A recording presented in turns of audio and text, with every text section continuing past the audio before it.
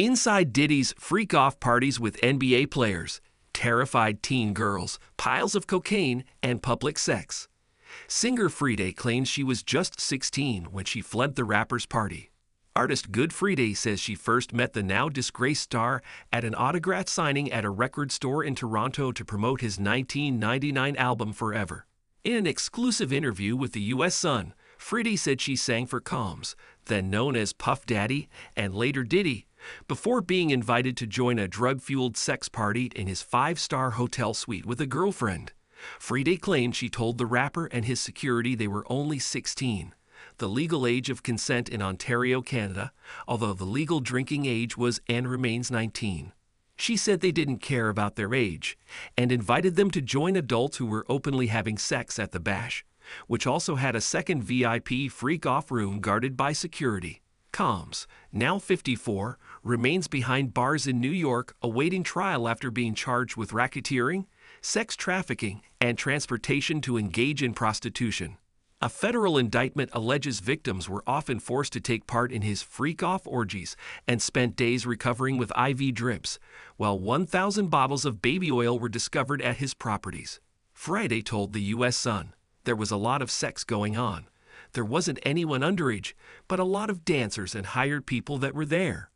None of the artists that I saw were engaged in those activities, but there were a lot of NBA players and a lot of executives and whatnot with the girls." She claimed guests were having sex, in chairs, in corners, in bathrooms, anywhere they could, adding that she ran out of the hotel after being told to wait for access for the second private freak-off party. "There was pills and stuff. I knew that there was ecstasy there in snow, cocaine, in little baggies in a corner. They were on these like coasters in sections," she said. "People were just picking them up and taking them. People were offering me different things. I was saying no. There were different sections and then the drink area.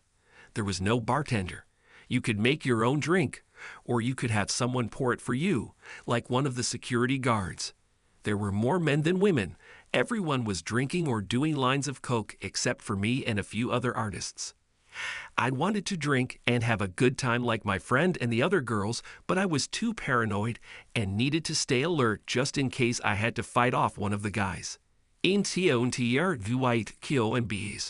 Friday said she initially felt uneasy after meeting Combs, who complimented her eyes and skin and encouraged her to ditch her friend, who later got lost in the crowd at the hotel. At the autograph signing, she said she and her friend got theirs first after Combs was 2 hours late, and that's when the night took a turn.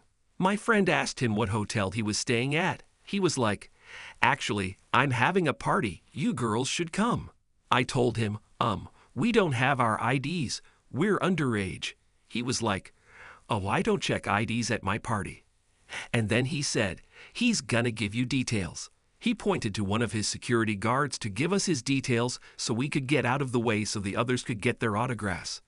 When I first initially met him, I didn't like his energy. There was something about his energy. To me, that was off. I looked at my friend, and she was all for it. I told her I didn't think it was a good idea and didn't want to go to the party, but she begged me and said there were probably more people that could help us get our big break, she said. His security guards were trying to convince me to go as well. I finally agreed, and off we went into the elevator to the party floor. Security guard was telling us about the vastness of the party and that there were 2 different parties, and we were only invited to the one right now and would be asked to join the other party later. Combs wasn't even there when we got there, when we first went into the party. But when he did arrive, and she finally spoke to him again, she said, he was like, "Yeah, you need to ditch your friend. She sucks." She was right there when he said this. But Friday, who didn't drink or use drugs, then lost her pal and went to mingle and talk to some NBA players and well-known artists, adding, "I'm sure that wasn't their last Diddy party." She said Combs and a security guard commented on her looks. Combs was creepy, she said. He was like, "You have beautiful green eyes. Your complexion's very nice." And then he touched my cheek. I was creeped out. One of the security guards did the same thing. He kept calling me a dime. He was like, "You're a dime. You're a dime." There was pills on the table. There was weed, the alcohol. Friday went looking for her friend and was worried, saying, "It was disgusting. I was 16 years old. I was trying to bounce around and not be trapped in a corner by one guy, offering me this, and oh, I'll make you a superstar." Behind the love keddors. She said she felt very uncomfortable, like a piece of meat, and didn't want to be there, but she wanted to make sure her friend was okay.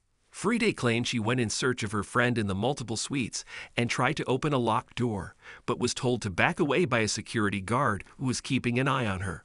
Other outlets, including the Daily Mail, have spoken to alleged partygoers who attended Diddy's parties and described them as being like a Russian doll, with different rooms and inner sanctums, offering an even more hedonistic experience. Friday said, "He, security, told us no phones. If we were caught with our phones out, they would be confiscated. So I presumed the other party was where more interesting things were going on. It was no secret.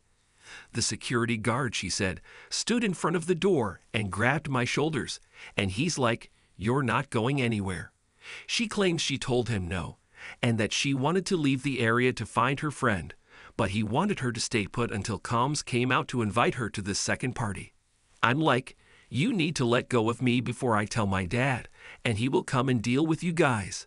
Frida says she managed to get out and then saw comms coming down the hallway, appearing furious after being told of the disruption. She claims he started rushing down the corridor in the hotel, and she feared what would happen. "He just looked at me angry, kind of like, 'I will eventually get you.' That kind of vibe, and it scared me," she said. She felt she was in trouble for trying to leave and pressed the elevator button, with the door opening just in time with the hotel manager and staff inside. Friday alleges they told comms to turn down the music because guests were complaining.